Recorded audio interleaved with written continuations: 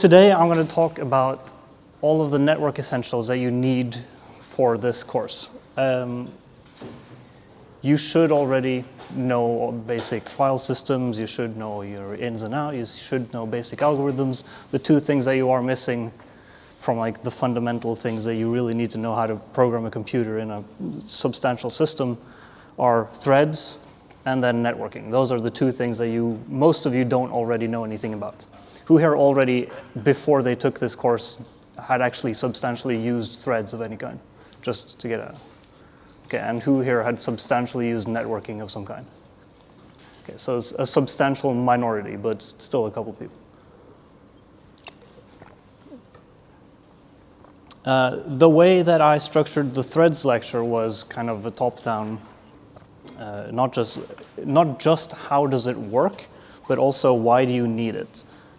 Trying to motivate it in context of the way you're trying to program, which is, okay, we're trying to make a system that's substantially large, and so we need to divide it into lots of somewhat separate tasks, and the more separate these tasks are, the less they need to work together, but they need to work together in some limited capacity. So we do want to separate out the tasks into conceptually different pieces, and so hence threads kind of spawns into the world as the solution to that problem.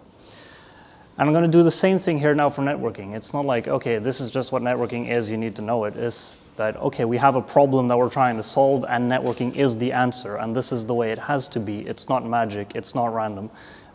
It's in capital I, capital D, intelligent design. You try lots of different things, and some of them work, and the ones that work are the ones that end up as a solution. So just today's content. First, the motivation part, why do we even need networking? And the question, or the context that we're doing it from in this course is, why do we distribute a system? Why do we make our system distributed? Then we're going to make an argument for message passing.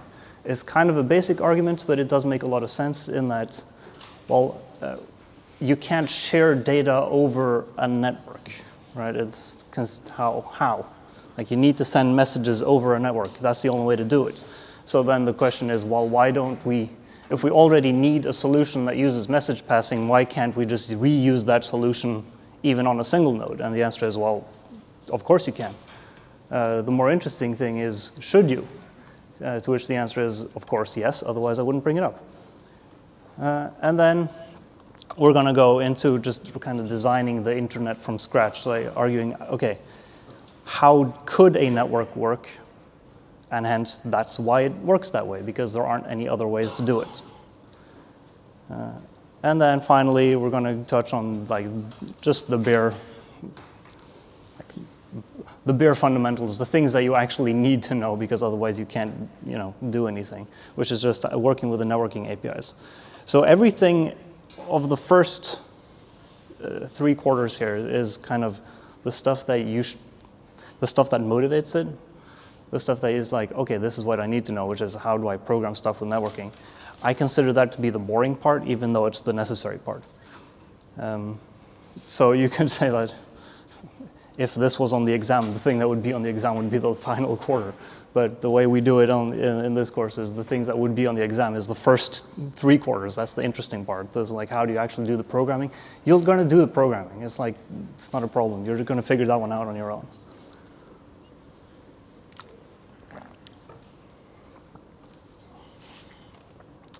Okay, so let's consider robustness, because that's really what this course is about. I've used this slide as a teaser slide previously in an introduction lecture.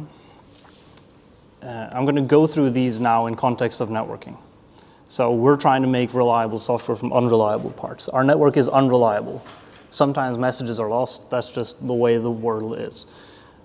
Sometimes disks are lost. That's just the way the world is. Sometimes our algorithms are broken because bugs. That's basically what programming is. It's first you make the bugs and then you fix the bugs, hopefully. That's basically what it is.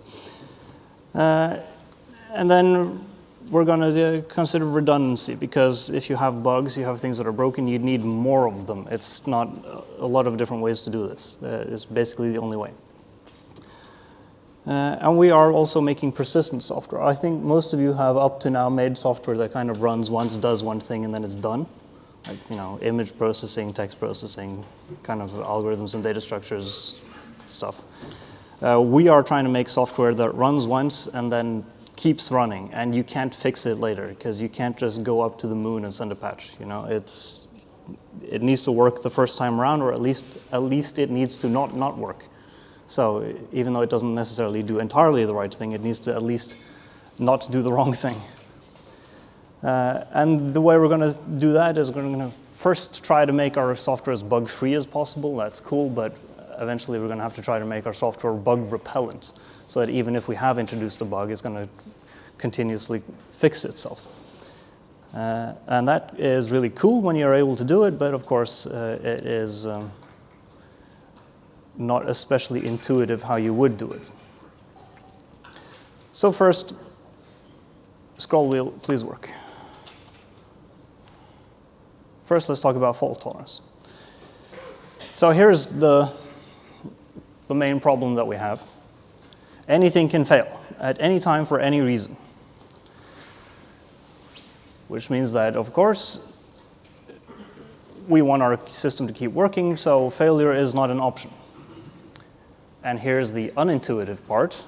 If failure is not an option, then it is a given.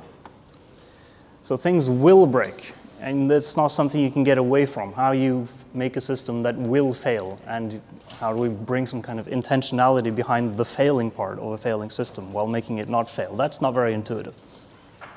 So for networking, let's consider specifically. Individual messages can be lost. That's just the nature of the internet. Entire connections between two computers can be lost. You can plug out the network cable. And finally, of course, the entire node can be lost. Just kill the computer, unplug the power, fun. And we need to be able to handle all of these. And these are also all things that you need to handle in the project. We will introduce packet loss into your system. We will unplug a system. We will kill the power, or we won't actually kill the power because that takes too long to reboot, but we will kill the program running on that computer simulating a power loss. So this is all directly project relevant for you. On the distribution side, okay, why do we distribute a system? Why do we even try to make a distributed system?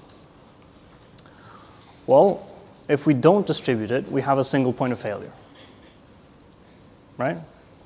If we have a single point of failure and we know that anything will fail, then, of course, we have a system that will fail completely. So we want to make it less likely that the system fails. So the only real way to do this is to have more of the system, just straight up quantity. So in this way, we can make it so that the system doesn't fail even if one part of the system fails. Now, if you do make a system so that all of the parts of the system need to work at the same time in order for the system to work, so you kind of have an AND operation between all parts of the system, then that doesn't work. You need to have some kind of OR operation between the parts of the system. So we do have more points of failure by doing it this way. So we do increase the likelihood that something will fail, but we decrease the likelihood that everything will fail. So how do we make the system how do we make the distribution kind of additive in this way?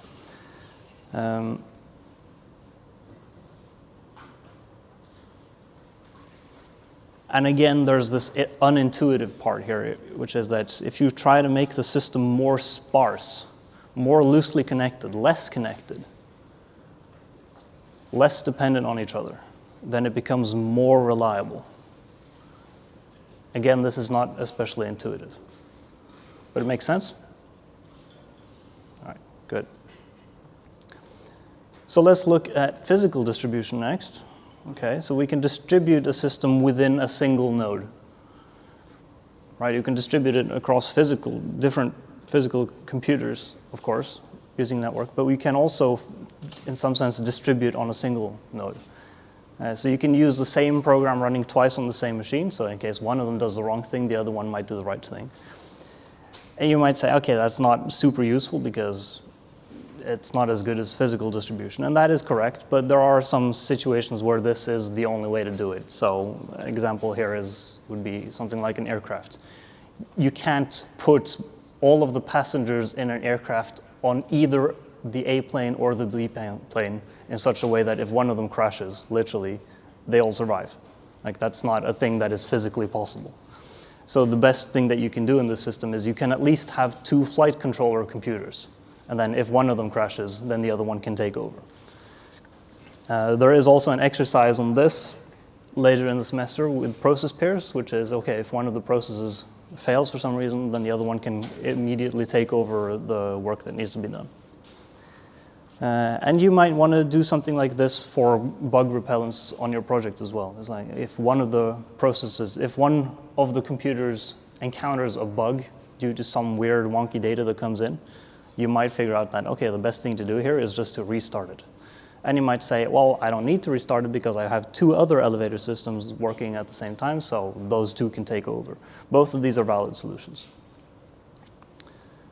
It just, you're here to learn, so if you want to do it, then you want to do it. If you don't want to do it, there's, I'm not judging. I am judging, but I'm not judging that much. Because they're both valid solutions, you want to get the maximum amount of impact for the least amount of effort. That's just good engineering. Okay, so to perform physical distribution over a network of some kind, we need connections. And here's the reason why we have to do message passing, is simply we cannot physically share memory across computers. Like, the RAM sticks in one computer are not accessible from the other computer. That's just the nature of the world. So there is only one way to do this, and that is to send copies of data. You need to send messages as packets over some physical connection of some kind. And that's just the way it is. So hence, that's why networks exist. It's just the way it has to be. But there are, of course, for networks, some things, again, here we need to consider. We need to know where the other machines are, so we're talking to the correct other machine, and the messages aren't just sent randomly out into the world hoping for the best. Sometimes you can just broadcast a message to anywhere in the world, and somebody will pick it up, and it turns out to be the correct one. We're going to get back to exactly how you would do that. It's very convenient when you can. But you also need to know if the machine is. So if it's dead and you're trying to send a message to it and you're trying to rely on some other dead machine, that's going to be a bad time for you because it's not going to work. So you need to figure out, how do you know if another machine is alive or not? Right, so, well, how do you figure out if another machine is alive? Right? You can't, if you send a message to another machine, does that mean the machine is alive? No, of course not. If you don't receive a message from another machine, does that mean it's alive or not alive? Well, it could just be not communicating, but still there. So you need some kind of, not hearing from someone else doesn't mean anything unless you were supposed to hear something. So you could send a periodic signal that says, hey, I'm alive, I'm alive, I'm alive. And once you stop hearing it, then the lack of a message is the message. Again, not particularly intuitive, but, fun.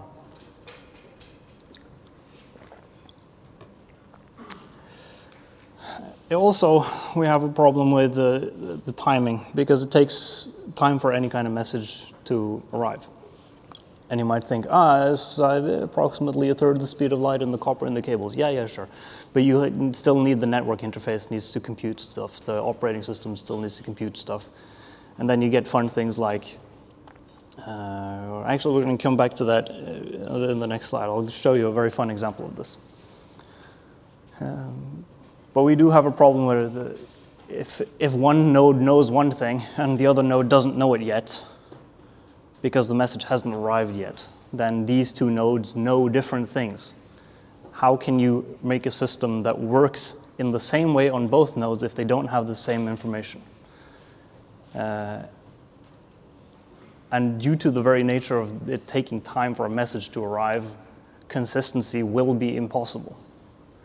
Complete consistency will be impossible. The question is, can you get enough consistency that the system always does the right thing for whatever the specification says the right thing is, even though it doesn't always do the same thing on all nodes? It can still do the right thing. Third aspect, persistence. So we will need to restart things. We will need to restart a computer because the computer is going to crash. That's just the way it is. Option is a given, or option. Failure is not an option. It is a given.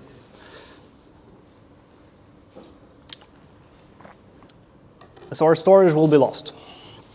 Our computation will be lost. Well, what do we mean there? We mean that the result of our algorithm will not be stored. So we run the algorithm, we get a result, it doesn't get stored. So computation not being lost is basically data being lost. And of course, communication will also be lost, but that's just,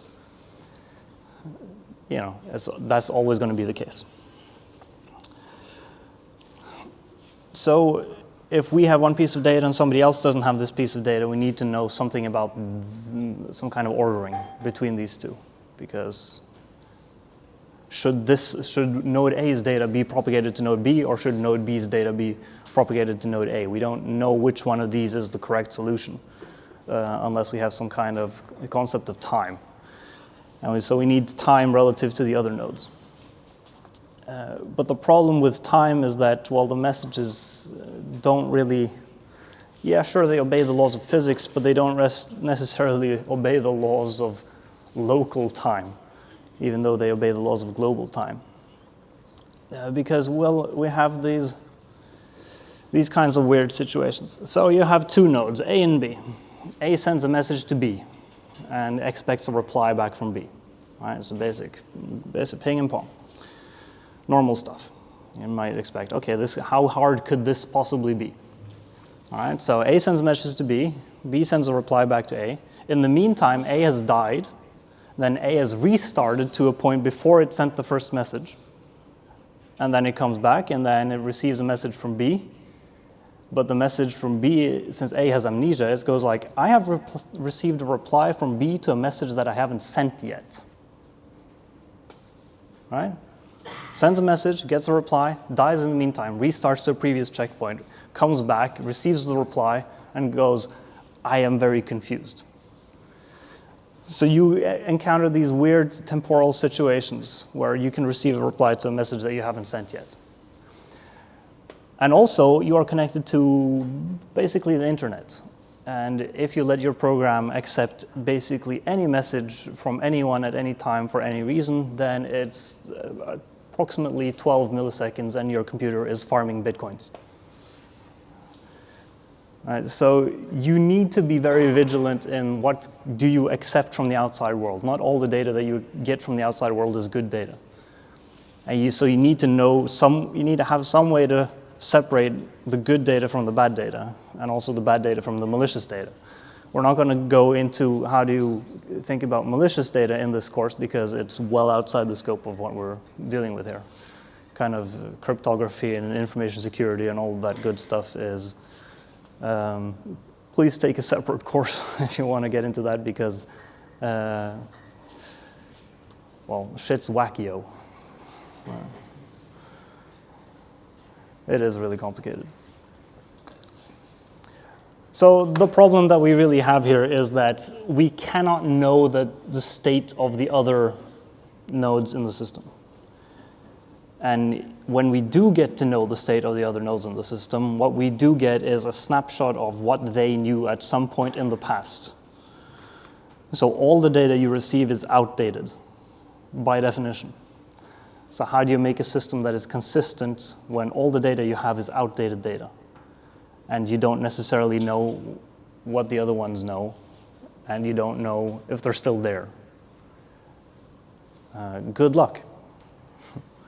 So that will be the next lecture on distributed systems. So bug repellents, well, we've kind of talked a little bit about these already. You must be able to correctly handle messages of any kind at any time for any reason with any kind of content, regardless of who sent it and for what reason.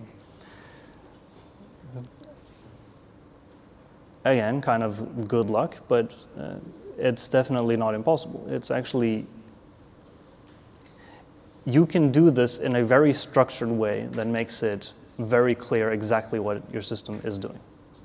And the way to do this is, well, you know all the things that you have received previously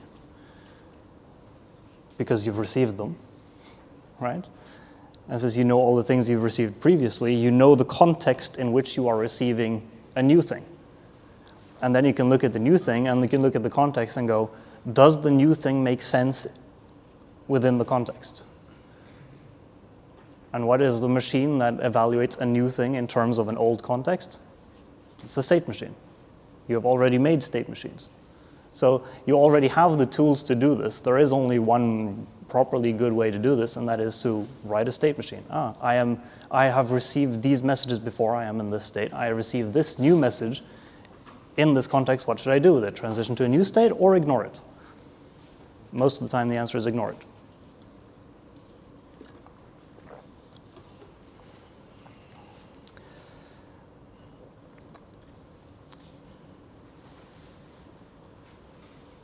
And you might notice that exactly that kind of argument makes sense for threads within a program as well, right? You receive messages from different threads, different processes in your program. You have your own state that you are responsible for. You receive a message from someone else giving you a copy of their data that they are responsible for. They send it to you, and you go, okay, is this data new data? Is it valuable data? Is it useful data? Do I transition my own state in response to this, or do I ignore it? And since we need to be able to solve this kind of problem on a network, we already have the solution, presumably, if we're able to solve it. At least we then have the solution. So why not just reuse this solution in a single program as well? So we get all of the same benefits, again, presuming that we can solve the same problem. So if we can handle a crash of a single node on a network system, then we can handle the crash of a single thread in a multi-threaded system. So that would let us solve the problem of basically any arbitrary bug in the system. We receive some data from another thread that makes our system go wacky, and then it crashes, and then we restart it, and everything is fine, usually. Of course, if you restart it into exactly the same state and it receives exactly the same message again, it's going to crash all over again, but usually these things don't happen that way, because if that's the way it happened, you would have picked it up when you made the system, and then you would have fixed the bug. So these kinds of things, this way of fixing weird, wacky bugs that only happen once in a million times is super great for fixing those once in a million times, because you don't have to do anything. Those bugs that happen all the time, you're going to pick them up while you make the code, because that's what making code is. It's fixing bugs. All right, so we also have the next problem of we don't know what another node on the network system has as its internal state, because there's no way to know that. And you might say, oh, well, we can know what the other threads in our multi-threaded system do because we can just access their memory. To which the answer is, yeah, sure, you could. However, do you want to?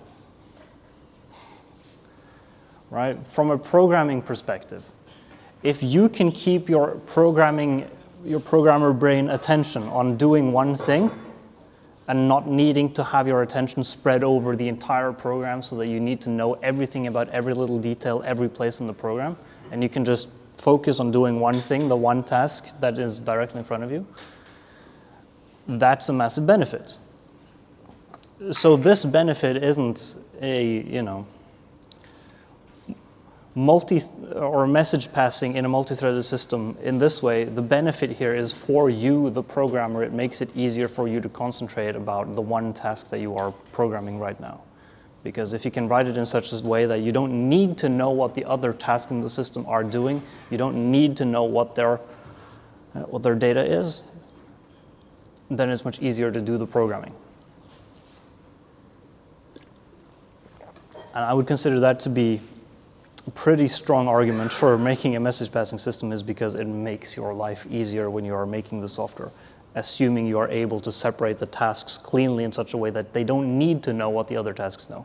The moment you write a task and you figure out, oh, actually it does need to know this piece of data from someone else all of the time, and it needs to have write access to it, not just read access to it, so you can't just receive a message, it needs to be a back and forth. Then you know that you haven't cleanly divided the program into tasks. you need to basically redesign. Because then, if that is the case, then all of that benefit is just completely lost. So keep that in the back of your mind when you're dividing a system into multiple tasks. Are you able to get the benefit of being able to focus on one thing at a time because the data is separated? If you don't get that benefit, then go back and try again, basically. It should be easier to write a multi-threaded program than to write a single-threaded program.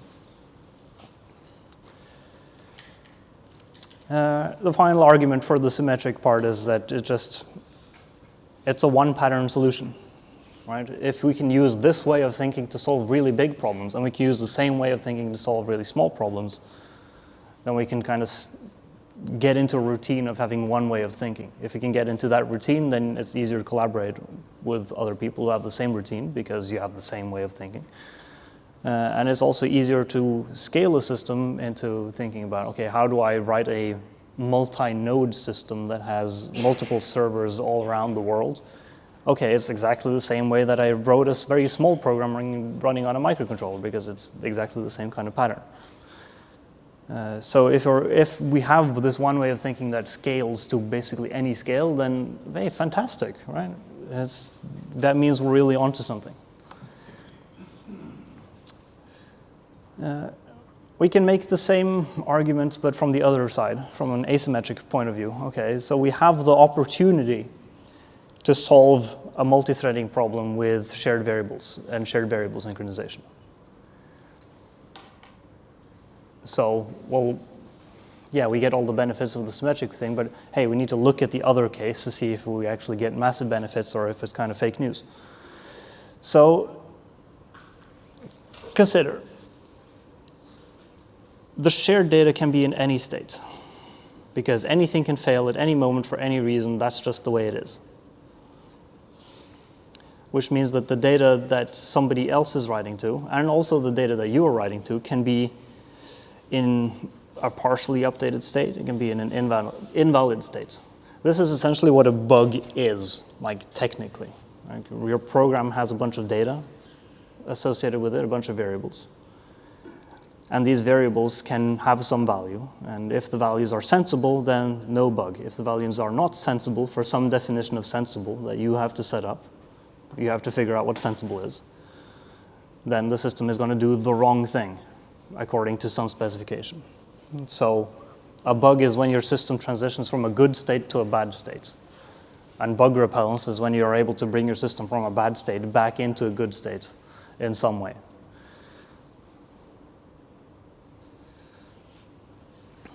So what were our problems? Okay, so a crash can occur at any time, including when writing data. So the data can be completely invalid at any point for any reason, and we cannot really detect it other than looking at the data and going, does this make sense? So the question is, okay, well, if data can be invalid at any time, what is the point of data? And then specifically, what is the point of sharing the data if the only thing we're sharing is potentially invalid data? So we want to make our tasks function correctly despite them having access to somebody else's potentially invalid data. So then back to the question, is it possible to solve robustness problems with shared variables and synchronization?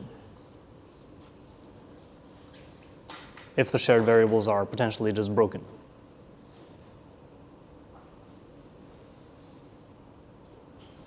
Well, the basic answer is no.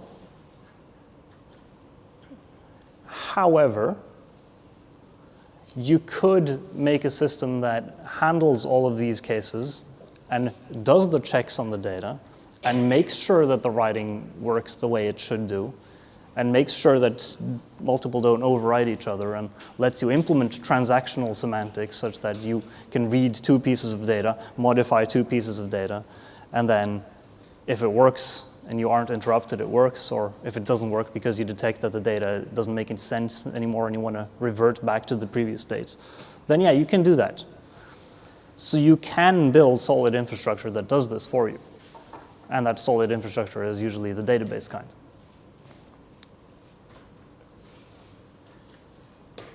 Guess how databases work? How do you think databases work under the hood? Could it possibly be message passing? No, seriously, it is. It is message passing. It's the same thing with cache, or just go back to databases. How do you get, who here has used databases like properly before? So who here knows about serializable as an atomicity level? Okay, so serializable basically means that the things that you read and the things that you write are going to be the things that everybody has read and everybody has written in the sequence that they did it in. Basically, oversimplified. So the question is, how do you do this when you have multiple threads reading and writing at the same thing at the same time? Well, they send messages to a database server, and since they're messages, they arrive in a specific sequence, and since they arrive in a specific sequence, then it can all be executed as basically a single-threaded operation. That's how serializable is usually implemented. And the same thing of cache coherence on RAM. You are familiar with RAM and L1, L2, L3 cache? Yes, you have used computers before. Yes, very good. So how do you think the cache on one CPU, how does that cache know what the data is in the cache of another CPU? Because they're both sharing the same underlying RAM, so one of them writes to the cache, which updates the RAM, which should update the other cache, but how does the other one know that it actually has an updated cache or not? How is cache invalidation propagated? Is it via shared memory? No, it's via message passing on the CPU in hardware.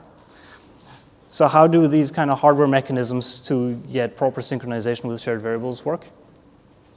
It's done with message passing. You can build infrastructure that looks like shared variables but actually uses message passing. These are, as you saw in the first exercise, you can implement one with the other. Yeah. So a little bit of a preview for later. We have talked a bit about distributed systems. We haven't actually gotten to distributed systems. We talked a little bit about state machines, but we haven't gotten there. But we do need a standardized pattern for handling messages in any order. So we have our data, we have our messages. Messages are events. We need to be able to handle them in any order. Guess what? It's a state machine, right?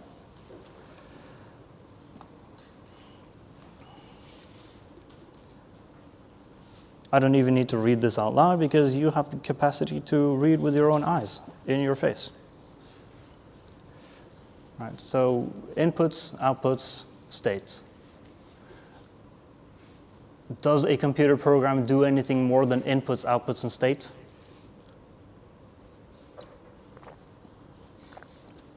Right, it really doesn't. So anything that you make that has a while loop in it is a state machine, whether you want it or not.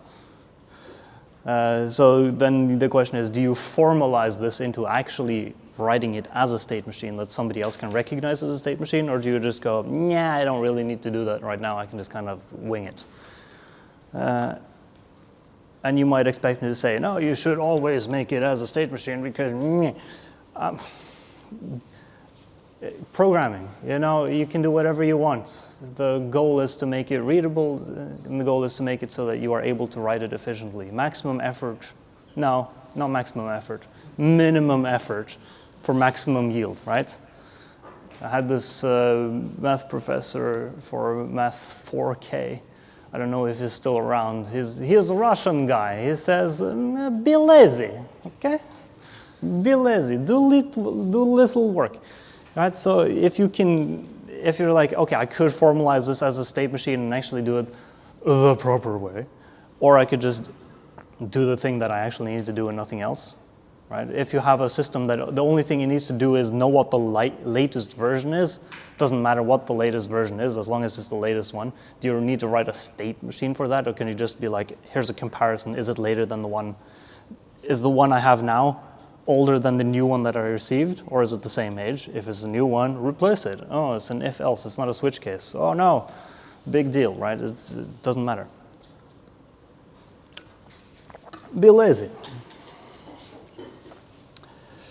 And we're also going to talk about failure and bugs and bug repellents and all of that good stuff. when something fails, the failure needs to be handled by someone else, somewhere else anyway. So often, if you notice that there's something wrong with you, conceptually, not like actually you, but if you are a program and you realize that you and your memory is insufficient and defective, then often the correct thing to do is do nothing, right? Because often there is nothing wrong with nothing. Now, sometimes the correct solution is to kill yourself and restart. Very critical, the second part there. I may have to edit that somehow when this goes on YouTube. Again, you are a program. You, royal you. Okay. So often the solution is to restart.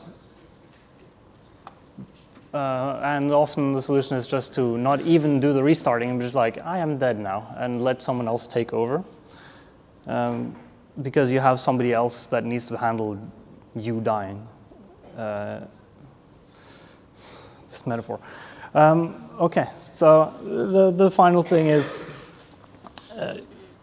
since you already have something that can handle this process crashing, this entire node dying, then why don't you just solve all of the bugs in your program, all of the invalid data that you detect, everything that seems kind of broken. The moment you encounter something that's a little bit suspicious, why don't you just, fall over and die and let somebody else take over? You already have a solution to you falling over and dying. The way you could solve most of your error handling here, instead of lots of nested try catch blocks or something like that, just throw the exception and be like, goodbye, and then restart, and then everything is fine, right? So error handling, since error handling really sucks and is really boring and makes your code ugly and doesn't actually fix the problem anyway, because most of the error handling is be like, something failed, I don't know why you can't fix it, YOLO. Since that's the reality of most error handling, then why don't you just don't do it, right? Be lazy. Huh? You already have a solution to the program crashing, so just reuse that solution, right? So this is really fun when you get to that point, because then who here has learned about error handling and doing error handling the correct way? One person, okay, great, because then at least you haven't learned anything wrong. That's an advantage of not learning. No, seriously, I could tell you all of these wrong things, and then it would suck for you. Yeah, so here's a little question that we're going to take before we take a break, because wow, that's excellent timing. Yeah, here's the question, why is shared variable synchronization, semaphores, mutexes, and all of that fun stuff, why is that so heavily emphasized when message passing is just not only necessary for a network system, but also substantially argued the superior choice, not just for a network system, but also for a single node system? Should I answer this, or should I just leave it hanging? I'm tempted to just leave that one hanging, because it's an interesting thing to ponder about. But the answer, it is not, yes, it has a partially technical answer, but most of the answer is historical. Right, so I'll answer it. The reason why is because for a real-time system, to do schedulability analysis, to be able to see that the system actually is able to run and run correctly, then the only mechanism that lets you do this is shared variable synchronization. You cannot do schedulability analysis with a message passing system. Math. Yay. Can I get a yay for math? Whoa. But we are engineers, and engineering is just math but louder, so we don't need to worry about that. All right, see you after break. Okay, so let's try to make the internet from scratch. You all know the famous Carl Sagan quote, if you want to make an apple pie from scratch, you must first invent the universe.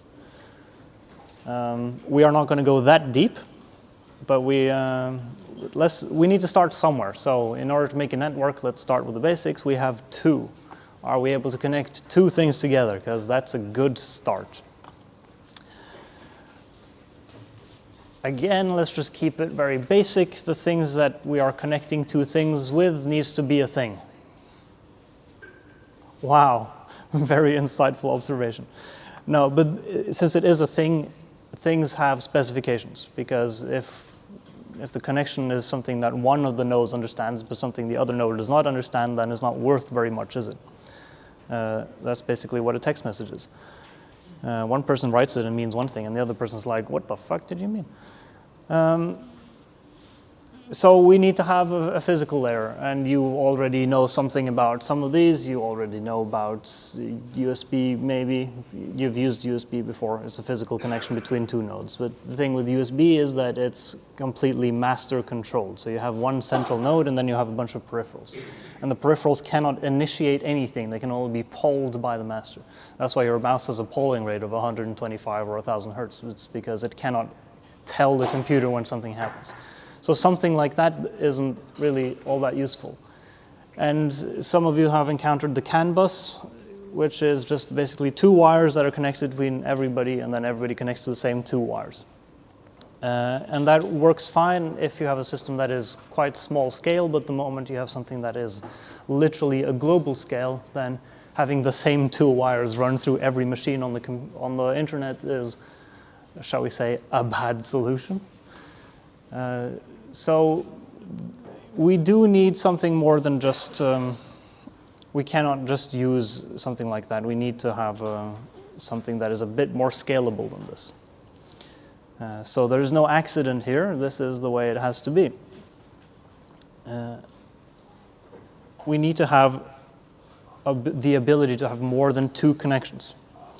And we need to have the ability that both endpoints can start the communication at the same time. They cannot just, they need to not override each other, and they need to both be able to start. They cannot be like USB where only one of them can start. So with this limitation, we have the need to be able to separate between multiple physical connections on a computer. Which brings us to the second layer, where we have the medium access control addresses, the MAC address. So basically, once your computer has two network ports, it detects the MAC address of the two things that are on the other side. And with this address, it's able to differentiate which one is which one. Now, that means that these two MAC addresses need to not be the same thing. So how do you enforce globally unique MAC addresses on network cards in computers and routers? How do you do this? Well, the solution is that you have a global conglomerate of people who are like, these are the numbers you are allowed to get. Now, of course, you can spoof MAC addresses on things like virtual machines and so on. Then the chances of conflict are, not zero anymore, but they're still very small. But these, for physical network cards, should be literally globally unique for this to work. If they actually are globally unique with all of the Chinesium out there in the world is a different question, but they should be. So that means that the message that we are sending over a packet, which we call the Ethernet frame, needs to know the MAC source address, to know where it came from, the MAC destination address, and then it needs the data, and then there's some gap in the data so you know when one message ends and the other message starts. That's the way it has to be. There aren't a lot of ways to do this.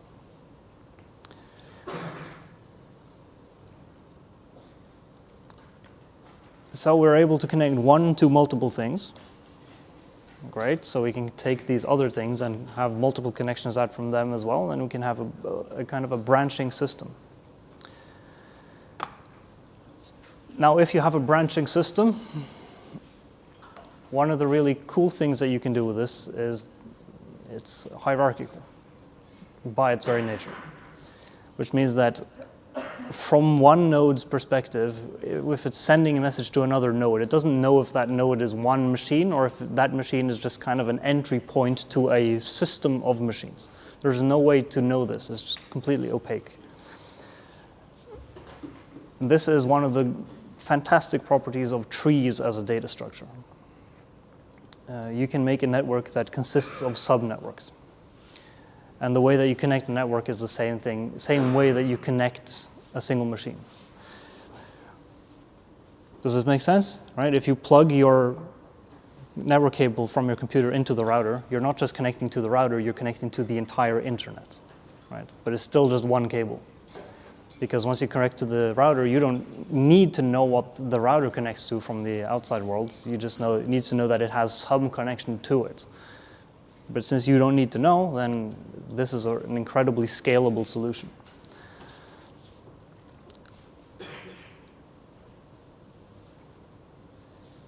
So that leaves us to the third layer, which is the Internet Protocol layer, which is the one that is the most interesting. And then the question is, okay, well, we have an arbitrary nest of connections.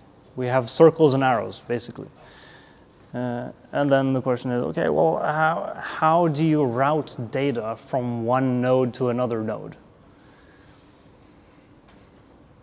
So let's just draw some random circles and arrows.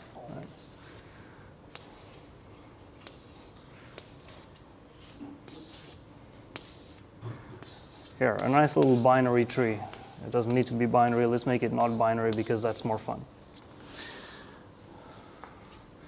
So I want to send a message from this one. Oh, that should be an A. Let's make this, there we go. There's an A. And I want to send a message over here. And the question is, okay, how am I able to route a message from one to the other?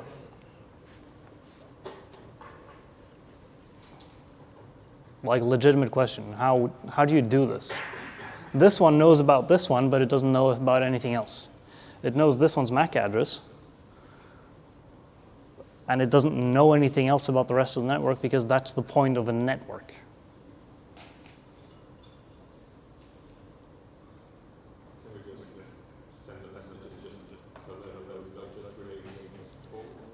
So send a message, and then you tell the node to relay it forward. This is a fantastic idea. It's a good start. Send it over here. Great. What should this node do with it? So, I mean, it's a good start. There's only one way to go, so you know. Because this one now has 4 alternatives. Yeah? You need a heuristic. Yeah? Absolutely. What is it?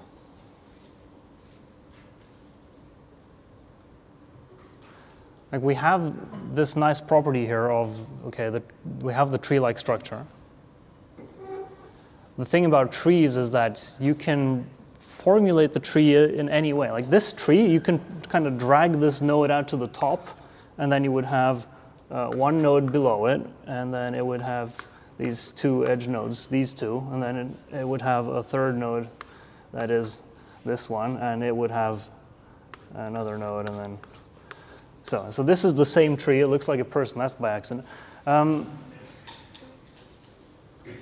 we're trying to send a message from here to here. This is the same thing. It's the same tree. It's the same kind of top-down structure, but this top-down structure is a different structure. So we need some way. Like this is our perspective, but our perspective is not that useful because the only thing we know is to send a message down. From here, we don't know. This one has a different perspective because that one has down. There's 4 different ways to go down. So how do we? How?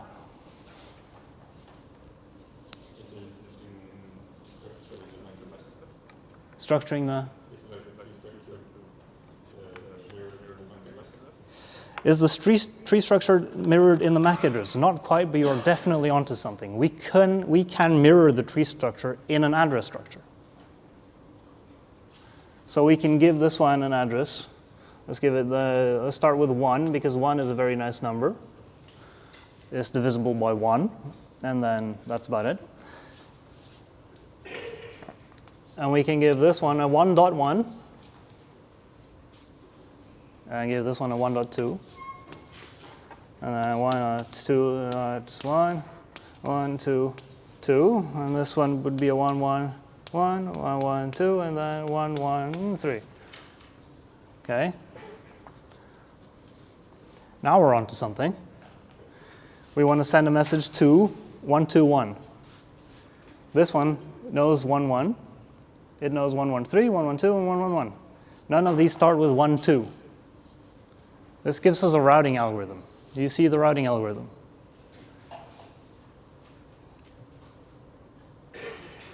It's the closest match. Which one of these matches 1, 1, 2, 1? Well, it matches on the first digit, it matches on the first digit. And this one, well, it's 1.unknown.unknown. So this one is a kind of a better match than these ones because these are specifically the wrong thing, but this one is potentially the right thing.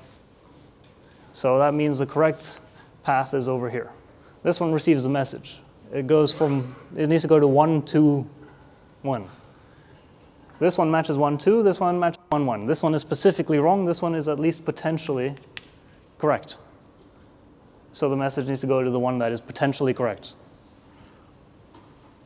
And this one knows this one is specifically correct and this one is specifically wrong. Well, there's not a whole lot of options. Just send it to the specifically correct one. So if we can have a hierarchical addressing scheme, then we can have basically automatic routing in this system. So if we can have an addressing scheme where the addresses are made in this kind of hierarchy, then we get a lot of our work done for free. Because the alternative would be that every node knows about every connection everywhere else in the system, which is not very scalable. And you might recognize that, if we do this 4 times, these would be your good old-fashioned IP addresses. Right. So these are IP addresses. This is what an IP address does. This is the purpose of the IP address. Now you might go, well, if we make a network like this, then how do we address the number 2 network? Because there isn't is there a 0th node out here, which is the central node of the entire internet, and all of the internet needs to go through this box? And you could do this, and this is the way it used to be back when the internet was originally invented, when the internet had 12 machines on it, but it has a bit more than 12 now. So this is not completely scalable. There's still something missing here. Because, trees are cool and all, but what is stopping us from just doing that? Is there anything stopping us from just adding an extra physical connection here? Nah. Not really. We can just kind of do that. And then when the message goes here, it can go, well, this one is not wrong, but this one is less not wrong. It's more specific. So this is the closest match, so it will go directly here to the closest match instead of going to the vague match, even though it does match. So with this way of doing it, we have a fantastic system, but we have the problem of it only having, what would it be, 5 layers? 4 layers? 5 layers. So it's not a perfect system, because you're going to run out of addresses pretty quickly. That's one thing, but you're going to run out of layers kind of quickly as well. So there's one more thing that you can do. Let's just erase our person. No, this one's too wet. Let's leave our person intact. Let's see if I am still in frame then. No. Yes, click that button. Is this still in frame? Yeah, this is still in frame. This network, there's no reason why this network, this B node, why cannot this B node just have its own subnetwork?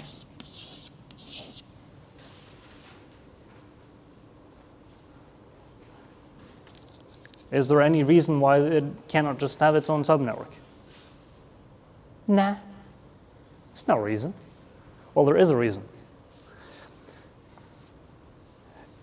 If this one wants to, if A wants to send a message to Charlie over here, well, it doesn't have the address of Charlie because the closest thing it has is 121. The addresses don't get any longer than this. That's the maximum length of the address. Yeah, okay, so it should be 4. So 1, 2, Well, let's throw an extra 1 there just for fun. So it's the maximum length of the address. The addresses aren't any longer than this. So if we're going to address Charlie, which would be some kind of extra subnet inside here, an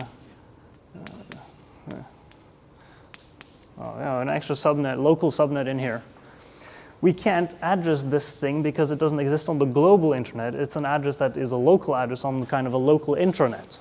So how do we do this? Well, you can't go that way. So you cannot connect in this way. But you can make a connection out the other way. Because this one goes, hey, I want to connect to 112.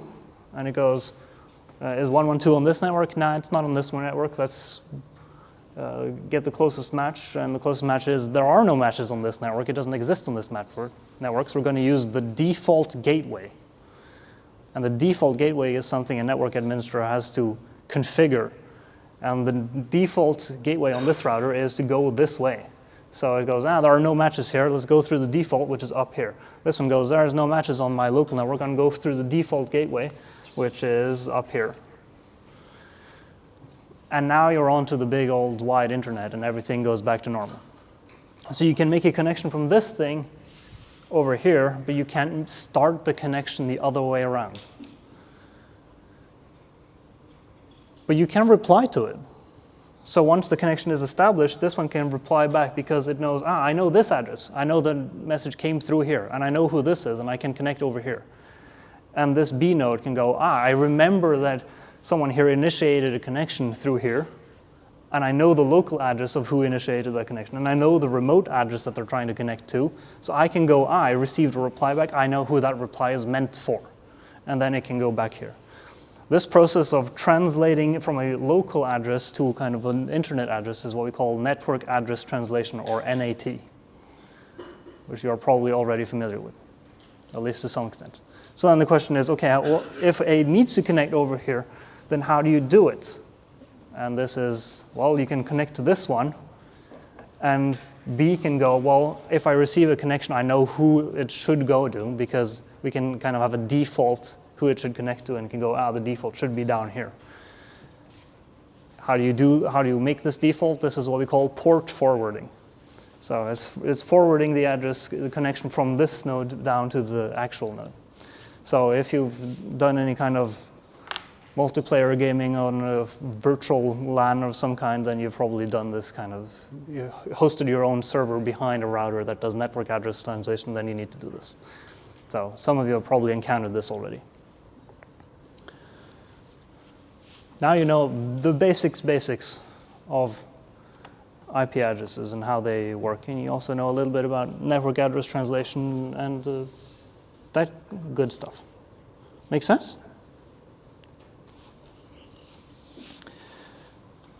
But we are relying on this, that IP addresses are in fact assigned hierarchically. So we do need that centralized authority that does the IP address assignment on the global internet. And we, thankfully, have one of these global conglomerates, the IANA. I don't remember what the first A is for, but it's International Something Number Association. And it's one of those associations where even North Korea is part of it. So, it's a good thing. Because usually you don't get international cooperation of that scale, but this time is actually it's one of the successes.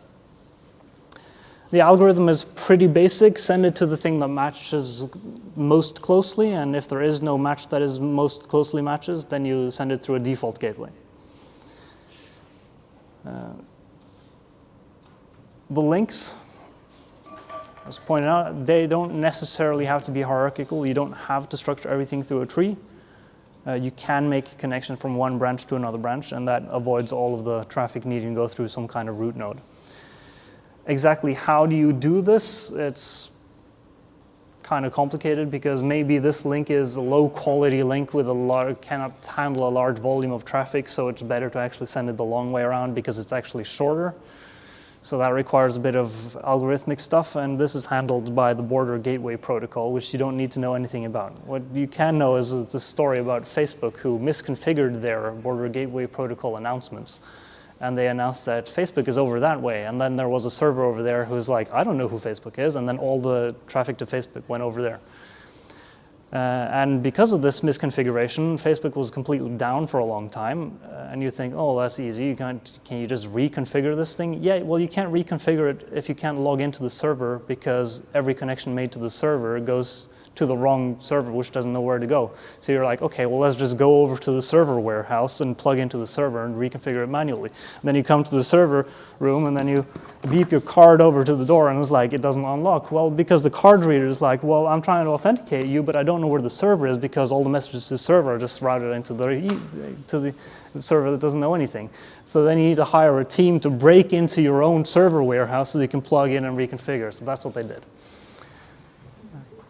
So basically, if you ever encounter the need to work with this, make sure you don't mess it up, because then you can break a very large amount of the internet.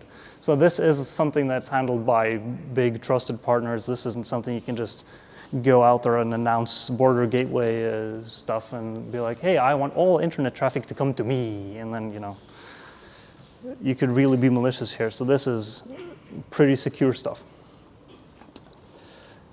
Right, so here's the IP packet. We have the source address, we have the destination address, and then we, of course, have the data at the very end there, but we also have an interesting piece, which is the time to live.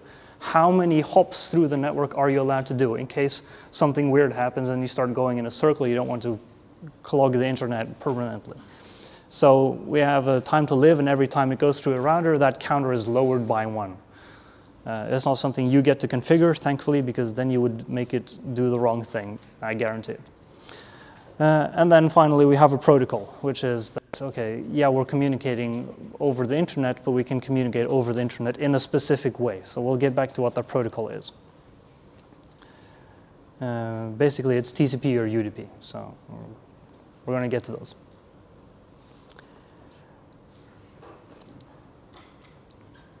Right, so we don't just want to connect a computer to another computer. We want to connect a program running on one computer to a program running on a different computer. So we need some way to keep the messages from one program not overlap with the messages meant for another program. How do we do this? And the way we do this is we call them ports, which is basically just a 16-bit number. So each computer gets what would be 65,000 different ports that they can use to connect to the internet, both from and to. And with 65,000 ports, that gives you 65,000 different programs, basically, that can be running on that computer. Usually that is sufficient, because not only do you have your own port, but you also have the port of the remote thing. So you have the IP of your own, you have your own port, then you have the IP of the remote and the remote ports. And this entire thing needs to be a unique thing, which gives you a really large number of unique possible connections that you can handle. So even though 2 to the 16 is like not a big number, the total thing of 2 to the power of 16 times 2 times these two 32-bit addresses is quite a lot of space for options. It's more than the number of sand particles in the universe. So it should be enough. Not every grain of sand can host a web server. So let's get to the protocols. So we're at the fourth layer now. There are two basic protocols that we need to know something about. Now we're getting into like the things that are directly relevant, the boring stuff. All right, so UDP is the basic protocol. The user is you. You are the user. The datagram is 1 gram of data. It's a small packet of data. That's what it means. And the protocol is really simple. You get the source address and port, you get the destination address and port, you get the data, and it gives you a checksum. So if the data is mangled by the time it arrives, the checksum will go, this data looks mangled. What does it do with mangled data? Does it unmangle it? Nah, it just throws it out. So if this packet is lost because it gets routed to the wrong place, if the package gets garbled because some bit flip happened somewhere along the way, or if whatever reason, the packet is just lost forever. So it's very basic. It's just like, try to send it, hope for the best, good luck. And 99.99% of the time it arrives perfectly fine, but it's that 0.01% that's the interesting part. So maybe you want something a bit more robust than this. And then we get to TCP, transmission control. Ooh, big words. This is a connection-oriented protocol. So what is the transmission? What is the transmission? Well, the transmission is when you're sending several packets in a row. That's, I don't know, it's a mission that goes across. I don't know. Words, they mean things. And what is the control part? What are we controlling? Well, since we're sending multiple packets, the only thing we can really control is that we resend packets that don't arrive, and we can make sure that they arrive in the correct sequence. So if they do arrive out of order, we can kind of reorder them and shuffle them back into one sequence of data that makes sense. And again, the data that we're sending is basically the same: the source address and port, the destination address and port, the data and the checksum, but we also get the sequence number, which is which one of the packets in the sequence is this one, and then also the possibility to acknowledge, so that the one that we're sending to sends back an acknowledgement that says, yeah, we have received this packet. Send the next ones. Let's get into these into a bit more detail. So UDP, yeah, send a single packet at a time. It's stateless. So it doesn't know anything about the previous packet. It doesn't know anything about the next packet. It doesn't know anything that it is a part of a stream of packets, if it is a stream of packets. The advantage here is that there are no delays, right? It's very simple. It's, you send a message is sent. It's easy. But there are no retries. But you also get another nice benefit, which is that you can broadcast. And broadcast is one of those things that you will almost definitely be using. So back to the figure, if you are on the local network here, and you want to send a message from this one via the router to everybody on the network, so let's say you are on the lab and you want to communicate with every other machine on the lab because be lazy, send message to everyone, right? So then you can do that. You can send a broadcast message which will go to the router. The router goes, this one is meant for everybody, so it sends it to everybody on the local network. It is, however, quite smart and goes, everybody doesn't mean the entire internet. So it won't actually send it out through any kind of default gateway to the outside world. It will only send it to the local network, which is convenient because it lets you not spam the entire network. But it does mean that if you want to run a program, one of them on the machine on the lab and one of them on your laptop, since they're not on the same network, you can't broadcast between them. So that's just something to be aware of. So UDP, nice and simple, broadcast, super useful. However, there are a couple of missing features. We don't have the retransmission, which means that when packets will get lost, they will get lost. We don't have any ordering, so if packets do get reordered, then, there's no way to handle that one. There are no acknowledgements, so you don't get a reply back to indicate that that the message actually arrived. And since there are no connections, there is no connection loss detection. So you might go, well, this doesn't sound super useful now, does it? Let's use TCP instead. So let's look at TCP instead. And this one gives you persistent connection between programs. Very nice. It gives you the ordering. Very nice. It automatically resends if there is no acknowledgement. So packets will arrive in the same order that they were sent in. Fantastic. We love it already. It gives you congestion control. So if you're trying to send faster than the network can handle, then since you're not getting the acknowledgements back very quickly because it takes a lot of time for the message to be sent in the first place, it can kind of exponentially back off and slow down and be like, okay, we're not able to send everything that quickly. We'll send it in the speed that the network can handle. Fantastic. And it even has timeouts. If you drop the connection, somebody unplugs the network cable, it will notify you that something has timed out. This is fantastic. Right? However, you kind of feel a conjunction alert of like, but there are some missing features there as well. Usually, the shortest timeout you can set is around 2 minutes. Yikes. You can configure this, but often it's not just an operating system feature, it's a network card feature. So if your network card doesn't let you configure this is something you can't actually configure. Kind of a pain. That's usually too slow for us, so we're going to have to do this connection timeouts manually. Probably. You can try with that. See if it works. See if you can configure it. But chances are it's not going to work the way you want it to work. However, if you unplug a network cable from the network card notices that the physical connection is lost, and so it will drop every virtual bytes connection that goes over the physical cable. So it will emulate that the connection is lost even though you just unplug the cable. But if you instead open up the cable, snip one of the wires, it won't notice it. So if I can actually make a couple of these things that are just a light switch on a network cable, and then it will kind of unplug the network cable, but it won't unplug the network cable. So you also get that long timeout instead of the short timeout. But usually, since you're plugging out the physical network cable, you get a short timeout, and so it's not that big of a problem, but technically it's not fixed, it's just accidentally fixed. This is kind of the TCP killer. Not the good kind of killer, but the bad kind.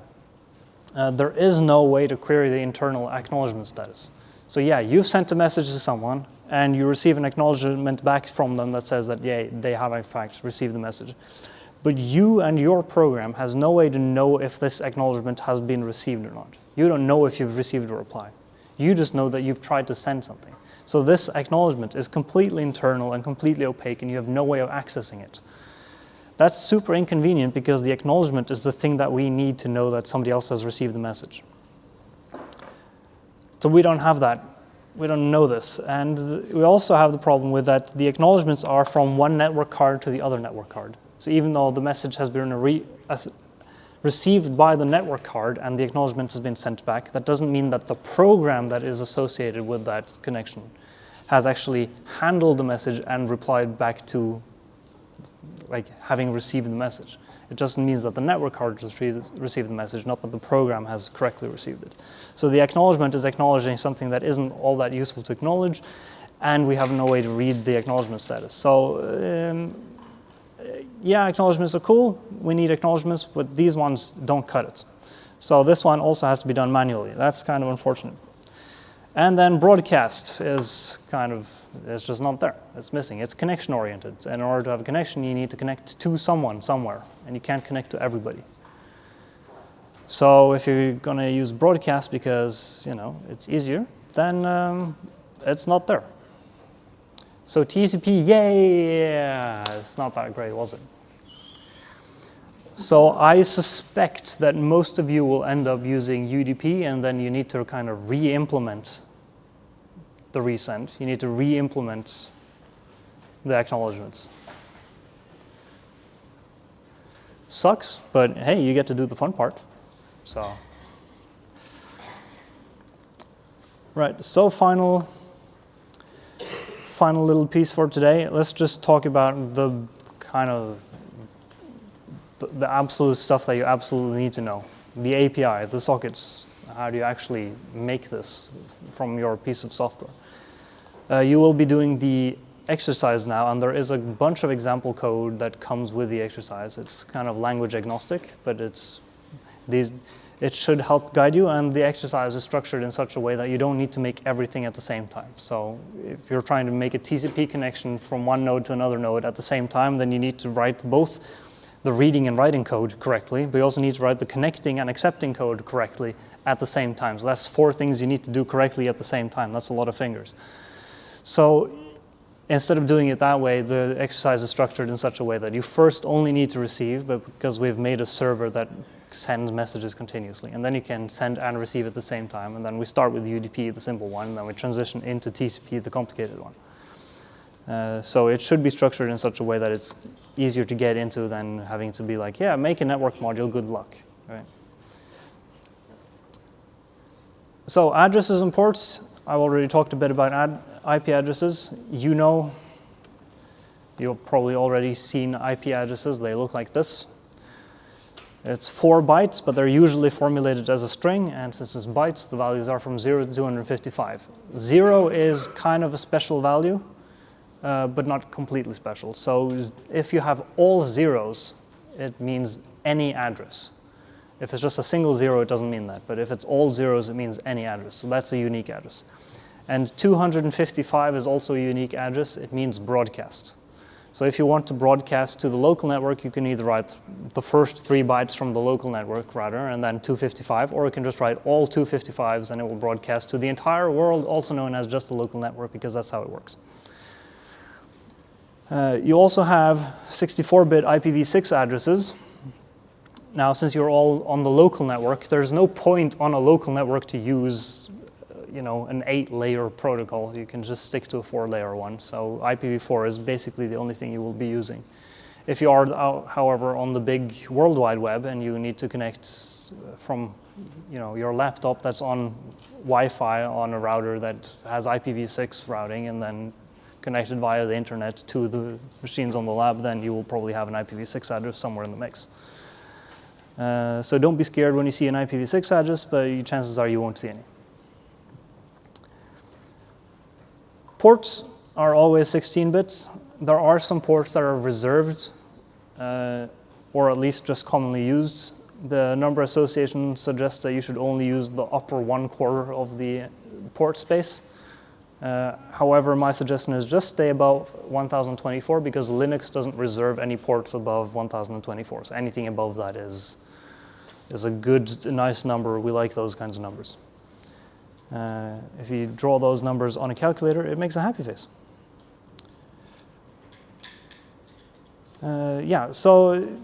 Stay above 1024. What you could do is go on Wikipedia, find a port that's used by a program that no longer exists, and then use that one because, or you can use 20,000 plus your group number. That's also a pretty safe bet because that should be unique.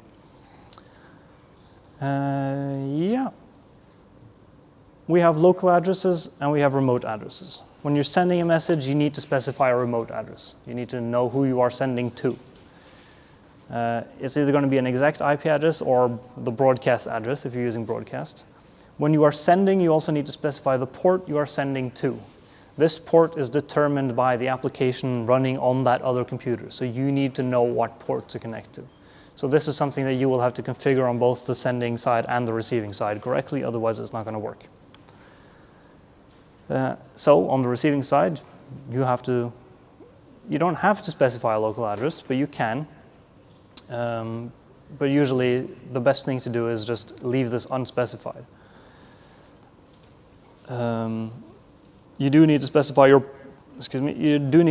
your ports so that the one who is sending to your port is the port that you have specified that you will receive on. So you will need to match these up with each other. When you receive a message, you will typically also receive the address of who sent you that message. This gives you the ability to reply to that address. So you receive a message on your port, on your local machine, which is whatever address that one thing has, and then you receive the remote address and their port. So you can reply back to their port that they sent you. So let's go through the basic UDP program flow. First, you create an address, usually from a string. Usually the function looks something like resolve address or socket address or internet address. Usually it takes a string like this with a colon separating the IP address and the port. If you need to specify a local port or a local address, but you only have one choice because the local address is yourself, then you can often just specify just the port part. Or sometimes you need to specify localhost, which is 127.0.0.1, which is another one of these unique addresses. Or you can just write all zeros. It depends on what the library you have takes in. But usually if it's a string, then it will correctly parse just colon port. Then we need to create a socket object. So socket objects are a bit like files, right? So when you open a file, you don't actually open the file. You just get an integer that represents a way to access the file via the operating system. And that's exactly the same way for networks. You open a file, but it's not a file. You open a file descriptor, which gives you access to the network card instead of the hard drive. So it's exactly the same thing because you have read operations and write operations, just like files. So here for UDP, you're looking for UDP sockets or a UDP connection or something like that in Go, or socket with socket dgram for datagram, if you're writing in C or another C-like language. And for receiving, you're going to look for bind or listen. Bind says, okay, associate, we've created a socket object. Associate this socket object with this port so that we use this port when we're using this socket object. Sometimes you create the socket object and bind the port in one function call instead of two function calls. In Go, it's one function call, and in C, it's two.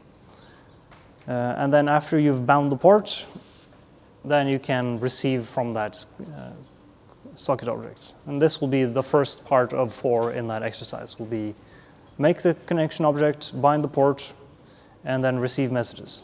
And then also receive from, because that lets you see the IP address.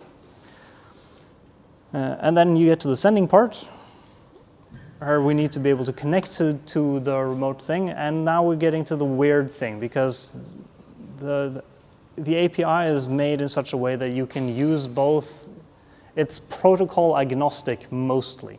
So we go, yeah, connections make sense for TCP, but there is no connection in UDP. So why do we call connect? What is this? Doesn't make a whole lot of sense. Well, what you can do is you can specify that every time you use the socket object, you are sending to this address and that port. So you don't need to specify that address and port every single time. So you can kind of bind the remote address to that socket object as well. But you can also just not bind a remote address and just leave it blank, and then every time you send, you need to specify send to specifically this address. So you send both the message and the address each time. The advantage of using send to is that if you try to send a message the first time and you are disconnected from the network and you try to bind a remote address to that socket object, and the network card says, yeah, well, there's no internet here. There's no network at all. We can't do that. It will return an error, and then it won't work. So from a robustness perspective, it might be better to use send to, just because if you start the program without a network, then it will still work. But this problem right here is the reason why in the specification for the project, it is unspecified behavior, what the program should do when it starts without a network.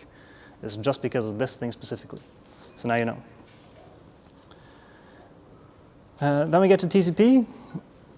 Fun time, TCP has connections. So you have the connects, and then you have listen and accept. And I'm like, okay, TCP is more complicated. Just look at this diagram, because there's a more connection flow to it. And this diagram does a very good job of explaining it, so I'm just not going to do this. Last slide. Some socket options that will be useful for you. In Go, this is kind of a pain in the ass because it makes the socket object and does the binding at the same time. So you can't set options after you've bind the port. You can only set options before you bind the port. But if Go does both in the same function, it doesn't really work. So kind of complicated there. But these are the options that will be relevant for you at some point in the future. Reuse address and broadcast are really useful when you're making UDP connections that do broadcasting.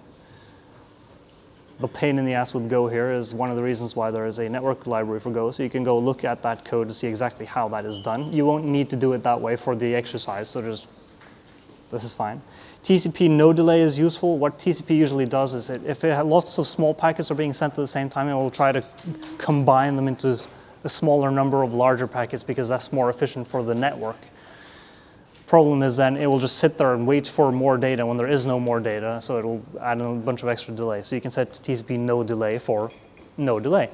And then the last one, which is useful for you, is timeout. So if you don't receive a message in a certain amount of time, you can get a timeout and go, okay, there is no message here, which is used for that peer aliveness, so that you know if someone is alive and you know that they have died if you get one of these timeouts. So those are the options that you will find most useful. So yes, exercise, look at the example code and also look at the network modules that are already made, because there is some code there and there is also some inspiration there. And with that, if you have questions, come down here, and then otherwise, we're done.